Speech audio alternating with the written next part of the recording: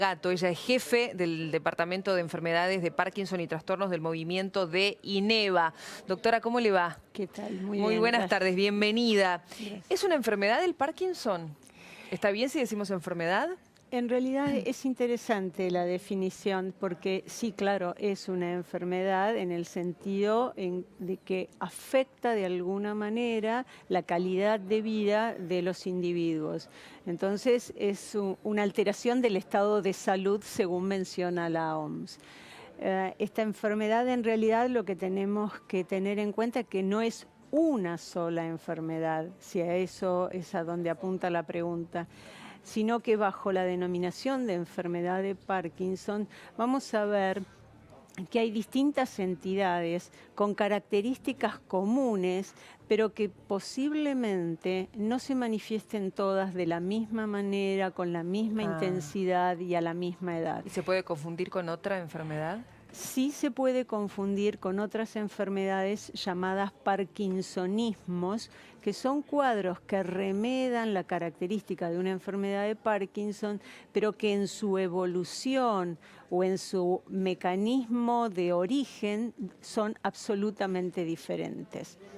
Entonces esto es muy importante destacarlo y también es muy importante mencionar, hacer hincapié en esto de que no es una sola enfermedad, porque de pronto los pacientes muchas veces comparan su situación con la de su vecino, su amigo, su familiar, y algunos proyectan su futuro en función a lo que ven en su entorno. Entonces, tener en cuenta que dentro de este gran abanico de cuadros clínicos que se pueden presentar, que puede presentar la enfermedad de Parkinson, hay variables, hay subtipos. Totalmente. Algunos más benignos, otros más agresivos, algunos de comienzo más temprano, otros de comienzo más tardío. Le preguntaba, doctora, si es una enfermedad o si es, digamos, una alteración genética.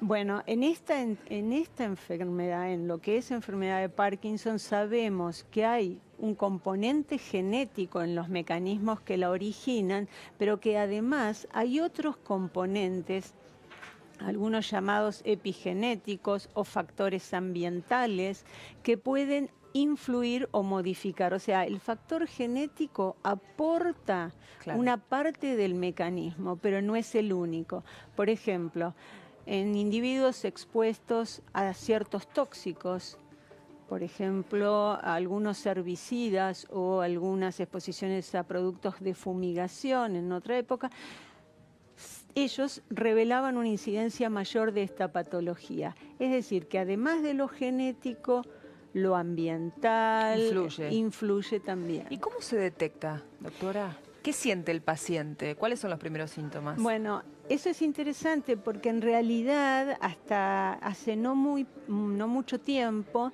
nosotros teníamos que la forma exclusiva de detectar esta enfermedad era a través de la presencia de rigidez, de lentitud o la presencia de un temblor que sobre todo predominaba en la situación en que el paciente estaba en reposo.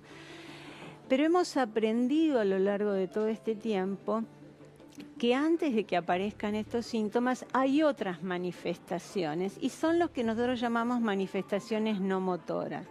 Por ejemplo, depresión, que muchas veces puede preceder por muchos años a la aparición de estos síntomas motores.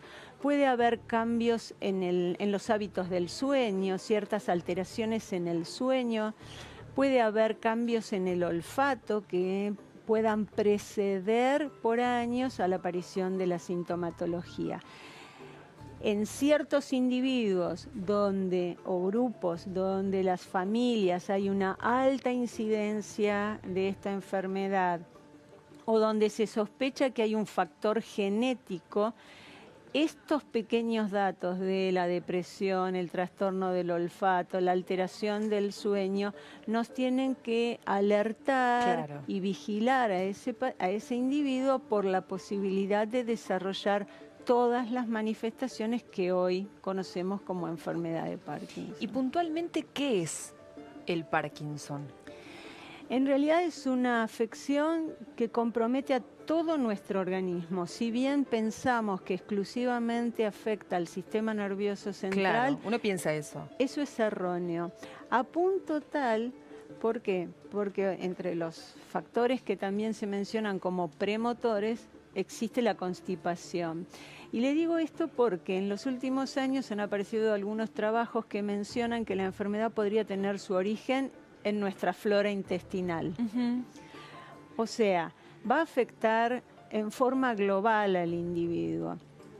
Por supuesto, con mayor impacto en la esfera motora o en la esfera de los movimientos o en la esfera anímica. Y eso es lo que más genera incomodidad en el paciente, ¿no? Seguramente sí, porque en general la familia refiere, fulanito está más lento, tarda mucho en hacer las cosas, su caminata es más lenta, le tiene dificultad a lo mejor para abrocharse su camisa, su ropa.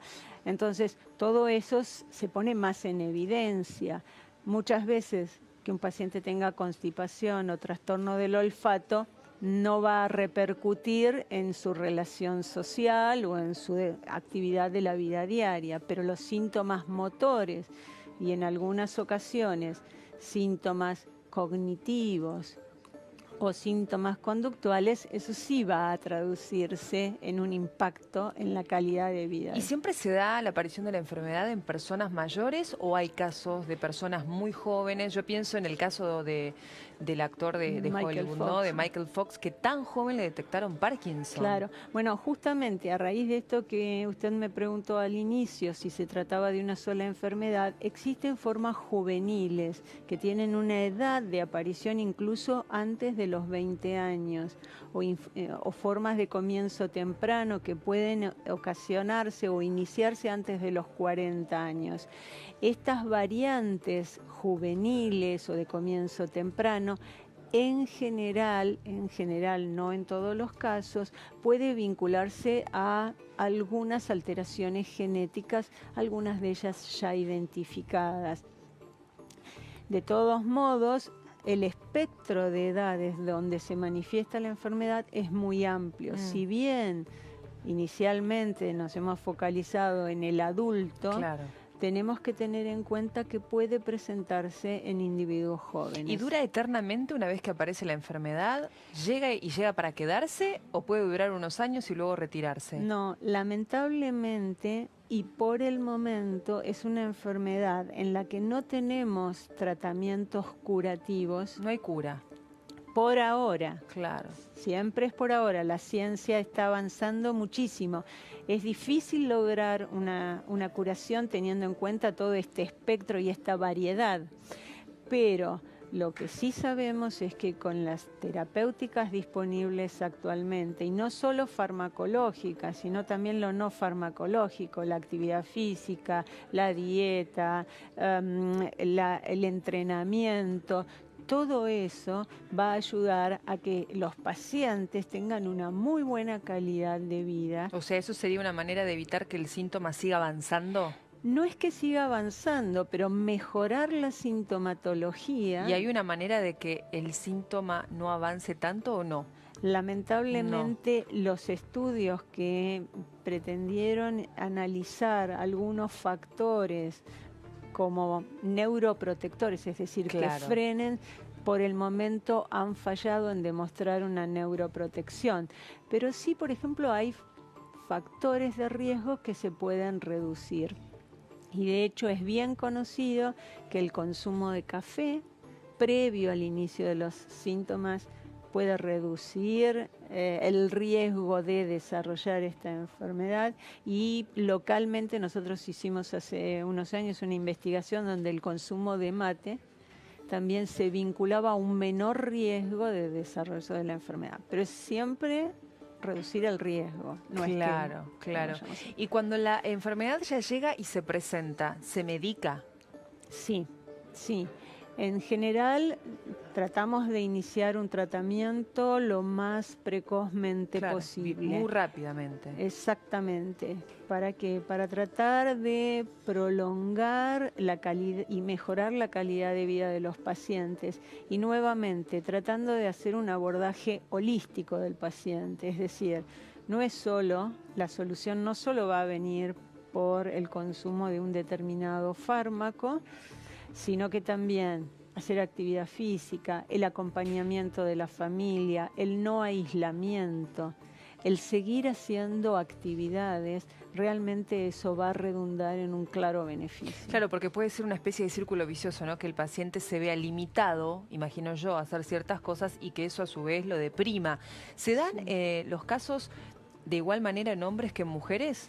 En general hay una discreta prevalencia un poquito mayor en los varones que en las mujeres. ¿Y se sabe por qué? En algún momento se había especulado si ciertos factores hormonales podían influir, pero no hay una clara explicación al respecto. O sea que no hay todavía... En eso no tenemos información. Respuesta. Y se va, digamos, pensando en esta posibilidad de que con el correr del avance de la ciencia y de la tecnología se logre entonces tratar de reducir la posibilidad de que los síntomas sigan avanzando, ¿no? Sí, por supuesto. En la actualidad, y no pensando en ciencia ficción, sino en hechos concretos, reales, en la actualidad se están llevando adelante, se están conduciendo numerosos ensayos clínicos que van a apuntar o que están apuntando al tratamiento causal o a tratar de frenar y detener la progresión de esta enfermedad.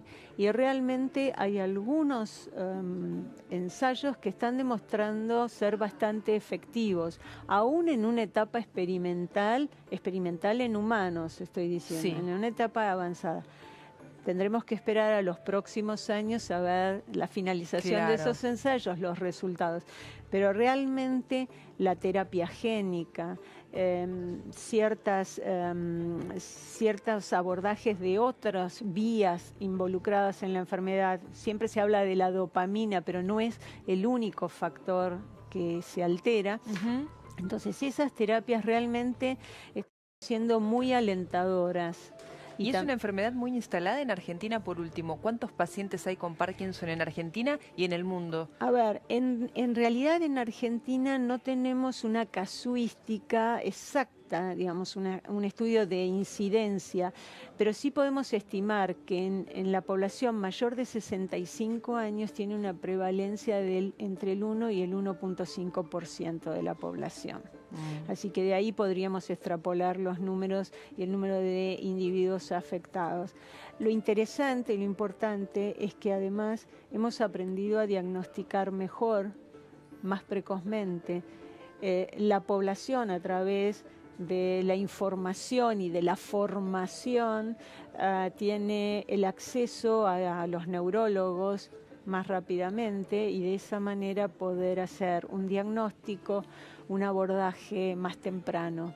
Total, y fundamental también si, digamos, tenemos cerca a una persona que vamos viendo que presenta estos síntomas que la doctora decía al comienzo, bueno, rápidamente hacer una consulta con el especialista, ¿no?, relacionado con esto. Doctora, un placer. Muchas gracias. La dejamos que tiene que volver al trabajo. Muchas gracias por haber estado con nosotros. Muchas gracias a usted.